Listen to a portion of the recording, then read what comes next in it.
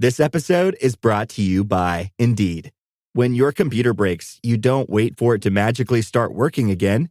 You fix the problem. So why wait to hire the people your company desperately needs? Use Indeed's sponsored jobs to hire top talent fast. And even better, you only pay for results. There's no need to wait. Speed up your hiring with a $75 sponsored job credit at Indeed.com/podcast. Terms and conditions apply. Hi guys, I am Andreas from CABAL, and you're listening to the Brutally Delicious podcast. 1, 2, 3, 4. The Brutally Delicious podcast. The Brutally Delicious podcast. The Brutally Delicious podcast. The Brutally Delicious podcast. Holy shit, how have I not known about you guys before? Yeah. Well, now you do. Yeah, my God, that Still Cursed kicks in, and I don't even know. Like, it's next level shit, and pretty much you're here to, and you mean business, right? We sure do. We don't fuck around. What's been the response to it so far? It's been really good. We changed our sound slightly on this record, so that, and every time we make changes, there's also always like a slight part of me that's kind of like worried about people that's gonna be mad about it. Right, you got your fans to worry about. Yeah, but we have had nothing but good response, so I'm very, very happy about that. Amazing. So I'm going to tell you something, and here's what I think. I think that when you mix any sort of genres in the art world, right? I just got off 70,000 Tons of Metal, and they were doing Swallow the Sun brought the finished ballet with them, and it was just absolutely fucking beautiful, right? So I say all that to say, you guys mix this really, really heavy down-tuned shit with electronica, and I think the best art is made where different genres or things collide. Does that make sense? I know I said that in a long way, but oh yeah, it definitely does. I also think that's also where you create when new stuff happens. Yeah. If you constantly just try to recreate what somebody else has done, it's gonna get real stale real fast. Yeah. And everything has to evolve. I agree. And I think that's probably where you get like your good metalcore from. I mean, you wouldn't have that without the blending of genres, but I think this really works well. So congrats, man. Man, thank you so much. When you guys are writing, I know you said you changed, direction a little bit. Was that intentional, or is that something that came about just on, organically? Oh, it was quite intentional. Thing is, when we started out, we were drawing a lot on black metal for ambience and for some of the structure of songs and parts. But since Lorna Shore at the big moment when it exploded, everybody is trying to do black and deathcore. So to be fair, nobody's doing Will, right? No, exactly. There's only one Lorna Shore. Will is insane. Yeah, he is a beast. But the thing is, everybody's trying to, not everybody, but a lot of people are trying to emulate them. So the genre felt very oversaturated. So we took a conscious decision of being okay, if we kind of remove that element that used to be a pretty big part of our sound, what will happen then if we replace it with these weird electronic noises and kind of stuff that sounds like metal scraping against each other as a sound, a bit more industrial leaning kind of. Right. Definitely something that Trent was doing 40 years ago, except in the metal world. Yeah, exactly. Yeah, I mean, I get it, and I think it comes across great. And like I said, I think that's where art really shines, is in that little crossover. Yeah, exactly. That's what breeds new stuff. Yeah. So you guys have some pretty heavy lyrics on this record. Is there something you want your fans to take away from after listening to Everything Rots? Oh, there's a lot of stuff. Yeah, I mean, if there's something dragging you down, talk about it, reach out to people around you, find an outlet. It's pretty important for me. This is my outlet. So that's why a lot of it is very dark, because this is how I deal with my shit, because I can't afford therapy, because I need it. When you guys are writing, let me go back to writing for a second. When you're writing, are you writing like with the live stage in mind or the live setting in mind, like how this is a good spot for a breakdown or whatever? Or are you writing the song for the song? I I usually have like the live setting a lot in my head. Like when I picture a song, a lot of the time what I see from me is like, okay, how is this gonna like work in a live setting? Like to put in a breakdown or call out here, what would the response be and stuff like that. Because I am like I love going to see like hardcore bands live and stuff like that. Energy, like a lot of our music is kind of like centered around the mosh pit. Isn't it? So I also tend to write for that. Great. That makes sense. So do you ever have any difficulty translating the songs you've written on the record to the live setting because you've got the electronic stuff in it and all that going on, or does it transfer pretty well? It transfers pretty well. For all the weird samples and stuff, we just have a backing track running them. Because I know that's blasphemous to some of the more true metalheads, but the reality is we can't bring a choir, we can't bring I can't hire 10 guys to scrape metal against each other. No, and I know you said that's blasphemous, but I'm kind of on your.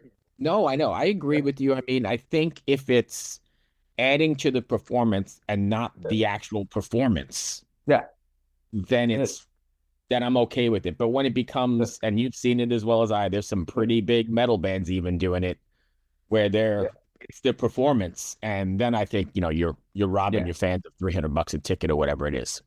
Yeah. That's the thing is, like with us, we could play all the music without it. It just would sound a little stripped back. Right. And we always like guitars alive, drums alive, vocals alive, bass is live. All the weird sounds and the sounds that you really can't create with an instrument is backtracked. Everything else is kind of it's just live. So what do you guys have next then? I know you said you're doing the April tour. Are you doing more singles? We have one more single that drops with the album on the 21st of March. So Friday next week. I was gonna say you're about a week and a half away, right? Yeah, it's crazy. We've been working on this for years, and now it's finally we're about to release it. Is it totally like stoked? Yeah, I'm excited. I'm always a little nervous, like just like it's funny because we all make music for us, but now that it's also a little bit more of a career. Right. It is there's something at stake. If it flops, we're like, guess I have to go find a job again. Like, right. Are you planning on well, you're probably out on the road. Are you out on the road now, or are you planning on taking this on the road? Yeah, not right now. We are going on tour with Caliban in Heart's Wake and Assemble the Chariots in end of April and most of May. And then we're going to play a handful of festivals. We have some other cool stuff in the fall. Yeah, we have we're probably gonna hit the road pretty hard with this record. Yeah. On that same token, then, how much stake or mind space do you give the critics and the trolls and the writers and people like me or whatever? Not a lot. Like, obviously, I care to an extent what people think of it. My kind of like concern is more with like our existing fans. Like, if all of them hate it and won't buy the album or stream it, we're kind of screwed. But if some person on the internet doesn't like it, that's not like a part of a fan base or somebody who would come to a show, I don't really care. How in the world did you get Matt from Trivium? It was so fucking I was on the second record, and when we put out the first record, one of my friends, I'm not on Twitter or X or whatever it's called now, but one of my friends is, and he one day sent me a screenshot of a post of Matt like posting about his first album. I was like, yo, what the fuck? And so I knew we were kind of on it. Yeah, I knew we were kind of on his radar. And then we played this big festival in Copenhagen called Copenhell. And he was playing one of the riffs for one of our songs at the sound check on the main stage. Okay, I didn't hear it because we were away, but somebody told me, I'm like, yo, what the fuck? And then while we were backstage eating with some of our friends in Danish band called Best, he just approached us and be like, hey, you're the guys from CABAL, right? I'm like, yo, what the fuck? How does Matt Heafy know who I am? Right. Yeah, and then we just hung out. He's so nice. He's like one of the nicest guys in metal. And yeah, we hung out, and I just asked him, "Do you want to be in the song?" And he was like, "Yeah." Sent him the song. Yeah, he is a real one. Shout out to Matt Heafy, one of the best ones around. And it's cool, like that came about like super organically, right? It wasn't your publicist calling his publicist to ask. You No. just it just sort of happened, and that's the best. Yeah, exactly. Yeah, and it was also, if you ask me when we started the band, if I thought I would end up making a song with Matt Heafy, I probably would have said no. Like, right. No chance in hell that ever happened. Like, how would that fucking come about? Like, right. Gotcha. So before we move into phase 2 of the interview, which is a little bit different, if fans want to find you guys, where can they do so? I think we're basically on everything, like TikTok, Instagram, Facebook, Spotify, YouTube, all the streaming services, all the social medias. I think we even have an X account. We don't use it. And I think we're probably not gonna do that after Elon's latest solution. Yes, I live right in the middle of all that. You guys must be laughing at us from across the sea.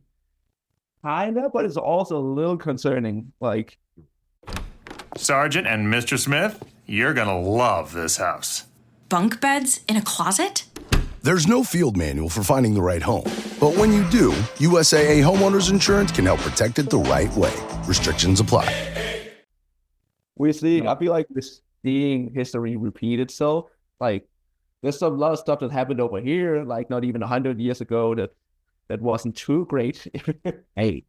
Where stuff with, like, people were throwing around that salute in government. And yes, high government, or maybe not government. I don't know what his position might be. No, I don't even know. It's very confusing to say the least. Well, I don't know what he's doing. It's really interesting seeing, I talked to a lot of people from around the world doing this, and it's really interesting seeing how everybody is, viewing the U.S. now. Yeah, there's definitely like been a little bit of a change in perception of the U.S. with all the things that's been going on lately. Yeah, and I think, again, you have all eyes on you because you are I think you're still like the world's biggest military power. And until recently, at least, you used to be like the number one ally of Europe. So, yeah, I don't know. So, dude, I don't know. Let's see what fucking happens. At any rate, and also you're out on tour, and that's mostly Europe, right? Yeah, but right now we're trying to come back to the US as soon as possible. We love touring over there, and all the things I could say about your governments aside, I love the American people. You guys pull up to shows you support. You go hard in the pit. It's amazing to tour. That's great. I've been wanting to get to Copenhell because I think King Diamond just played there, right? Like Merciful Fate did a show last year, or I think they're doing it again, right? Yeah, I think they're playing this year. I think maybe Machine Head is playing as well. Yeah, see, I mean, that's like the next level stuff for me. I'd love to see Merciful Fate. The lineup is crazy this year. We're playing as well, so right. But Prodigy is also playing, which I'm so excited about. Yeah. King Diamond is also playing. That's what I thought. A lot of really, really cool stuff. I gotta make it to a European festival at some point. Dude, they're next level. It's something completely different. That's what I've heard. Make such an effort. It's really, really good. But I think it went well. So thank you for taking the time. Good luck with the record. Hopefully we get here in the States. Yeah, we'll try to come back. We're trying to come back. It's always just a big operation, visas and stuff like that. But we'll make our best effort too. Well, my friend, take care. Good luck with everything. Thanks for the chat. We'll talk to you soon. Bye. Cheers. Hey everyone, this is Bjorn from Soulwork, and this is Brutally Delicious.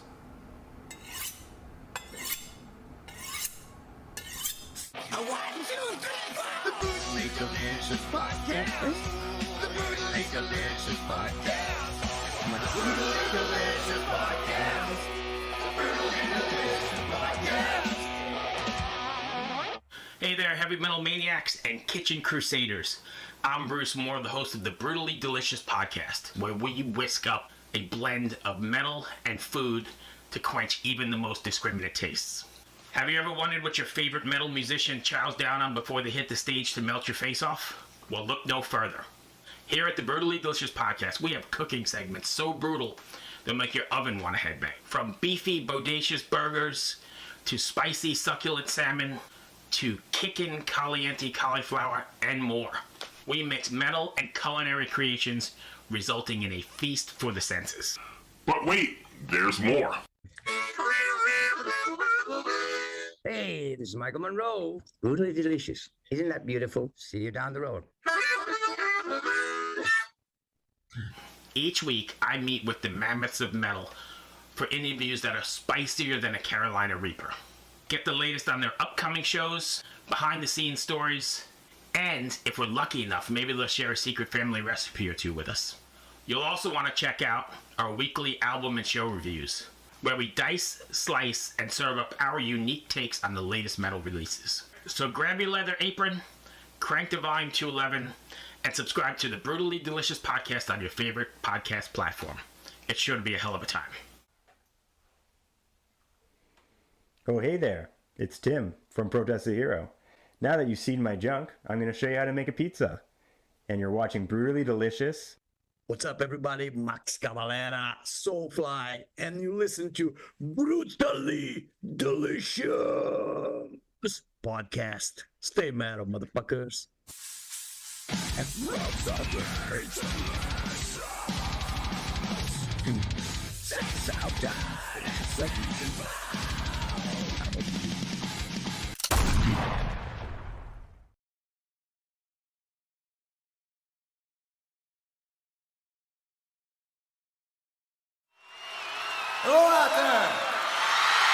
Hi, I'm Hal Schwartz. And I'm Flynn McLean. We want to tell you about our podcast, None But the Brave, which is dedicated to taking a deep dive into the work of Bruce Springsteen. We're currently in our 5th season. Our latest episodes focus heavily on Bruce's 2024 tour and have featured such guests as Anthony Castrovince from MLB Network and Barstool's Kirk Minahan. We're also covering the 40th anniversary of Bruce's biggest record, Born in the USA. And as part of that, coming up this week, Uprock's cultural critic Stephen Hyden returns to the show for a fascinating hour-long conversation about his new book, There Was Nothing You Could Do, Bruce Springsteen's Born in the USA and the End of the Heartland. To listen, you can go to our website, mbtbpodcast.com, or subscribe on your preferred podcasting platform. We hope to see you further on up the road. Thank you so much. We'll be seeing you.